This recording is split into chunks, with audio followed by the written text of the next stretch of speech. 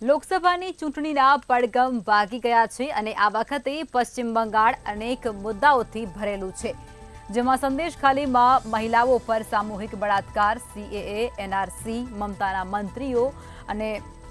ધારાસભ્યો પર ઈડીના દરોડા, રામ મંદિર, હિન્દુત્વ અને કૌભાંડો જેવા અનેક મુદ્દાઓ અગ્રેસર છે। ત્યારે 2019ની લોકસભા ચૂંટણીમાં 18 બેઠકો જીતનાર ભાજપે આ વખતે પણ 35 બેઠકો જીતવાનું લક્ષ્ય ત્યાં રાખ્યું છે। ત્યારે ભાજપ દરેક ક્ષેત્ર પ્રમાણે સીએએ અને હિન્દુત્વ જેવા મુદ્દાઓને ઉખેડી રહી છે અને તેમને આનો ફાયદો થતો જોવા પણ ક્યાંક મળી રહ્યો છે। પશ્ચિમ બંગાળમાં 19 એપ્રિલથી 1 જૂન સુધી 7 તબક્કામાં લોકસભાની 42 બેઠકો માટે ચૂંટણી છે। ત્યારે ભાજપે સમગ્ર દેશમાં સંદેશખાલીનો મુદ્દો પણ ઉઠાવ્યો છે, તો બીજી તરફ સીએએ ચૂંટણી પહેલા જ લાગુ કરવામાં આવ્યો છે। આનાથી મુસ્લિમ મતદારો તેનાથી દૂર પણ થઈ શકે છે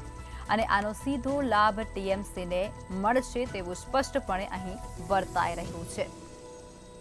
પશ્ચિમ બંગાળમાં અનેક મુદ્દાઓ અત્યારે ખૂબ જ ચર્ચામાં રહેલા છે અને ત્યાંનું રાજકારણ પણ ખૂબ જ ગરમાઈ ચૂક્યું છે। તો આજ મુદ્દે વધુ વિગતો સાથે અમારા સંવાદદાતા રવિ ભાવસાર લાઈવમાં જોડાઈ ચૂક્યા છે। રવિ, ચૂંટણીનો પ્રચાર હવે શરૂ થઈ ચૂક્યો છે અને પશ્ચિમ બંગાળમાં અનેક સળગતા મુદ્દાઓ અત્યારે ઉઠી ચૂક્યા છે, ત્યારે હવે ત્યાં કેવી પરિસ્થિતિ રહેશે, શું કહેશો તમે? બિલકુલથી જો વાત કરવામાં આવે તો જે પ્રમાણે લોકસભા 2024ને લઈને પશ્ચિમ બંગાળમાં ક્યાંક ને ક્યાંક જે રાજકારણ છે તે ગરમાયું હોય તેવું સ્પષ્ટપણે લાગી રહ્યું છે। જો વાત કરવામાં આવે તો પશ્ચિમ બંગાળમાં જે ભારતીય જનતા પાર્ટી છે તે ખૂબ જ જે વીક હોય તેવું સ્પષ્ટપણે લાગી રહ્યું છે, પરંતુ જે પ્રમાણે ઝંઝાવાતી પ્રચાર અને સીએએનો મુદ્દો અને સાથે જ જે મહિલાઓની સુરક્ષાના મુદ્દે ભાજપ છે તે ભાજપ જે પશ્ચિમ બંગાળ છે તે પશ્ચિમ બંગાળમાં જે લોકસભા ઇલેક્શન છે તેને લઈને ક્યાંક ને ક્યાંક લોકોને જે પ્રમાણે જે મહિલા સુરક્ષા અને સીએના મુદ્દે છે સીએના મુદ્દે જે નારો છે તે નારો લઈને આવ્યા છે। જો વાત કરવામાં આવે તો જે પ્રમાણે પશ્ચિમ બંગાળમાં 19 એપ્રિલથી 1 જૂન સુધીમાં 7 તબક્કાઓમાં જે 42 જે લોકસભાની બેઠકો છે તેના માટે ઇલેક્શન છે તે ઇલેક્શન થવા જઈ રહ્યું છે। મુખ્ય મુદ્દો જે ભારતીય જનતા પાર્ટીનો છે તે સંદેશ ખાલીનો મુદ્દો છે, જેમાં મહિલા સુરક્ષાને લઈને ક્યાંક ને ક્યાંક વાત છે તે વાત કરવામાં આવે છે અને મહિલાઓને ભારતીય જનતા પાર્ટી સરકાર બનશે તો તમામ પ્રકારની જે સુરક્ષાઓ છે તે સુરક્ષા આપવામાં આવશે। સાથે જ ભારતીય જનતા પાર્ટી દ્વારા જે અલગ અલગ જે પશ્ચિમ બંગાળમાં જે કૌભાંડો થયા છે તેને લઈને પણ જનતાને જે ક્યાંક ને ક્યાંક ઉજાગર છે તે ઉજાગર કરવામાં આવી છે। જો વાત કરવામાં આવે તો પશ્ચિમ બંગાળમાં જે મુખ્ય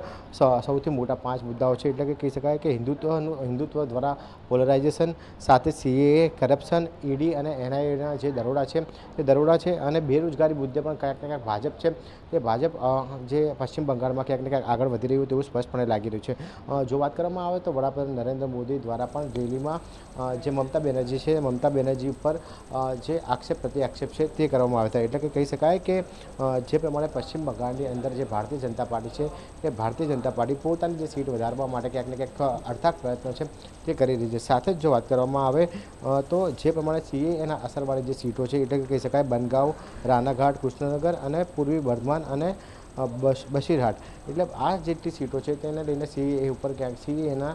જે નિયમો છે તેને લઈને ક્યાંક ને ક્યાંક જે નુકસાન અથવા તો ફાયદો ભાજપને થાય તો સ્પષ્ટપણે લાગી રહ્યું છે। એટલે કે કહી શકાય કે જે પ્રમાણે બનગાંવ અને બશીરહાટ જે સીટ છે તેમાં સીએએને બીજેપીને ફાયદો થશે, પરંતુ જે બશીરહાટ સીટ છે તે બશીરહાટ લોકસભાની સીટમાં ક્યાંક ને ક્યાંક સીએને લઈને ક્યાંક ને ક્યાંક ભાજપને નુકસાન થાય તેવી સંભાવનાઓ રહેલી છે। એટલે કે કહી શકાય કે જે પ્રમાણે હાલ પશ્ચિમ બંગાળનું જે રાજકારણ છે તે ક્યાંક ને ક્યાંક સીએએ, બેરોજગારી અને જે કૌભાંડો છે તે કૌભાંડોને ગરમાયું હોય તેવું સ્પષ્ટપણે લાગી રહ્યું છે। જી રવિ, તમામ માહિતી સાથે જોડાયા તે બદલ ધન્યવાદ।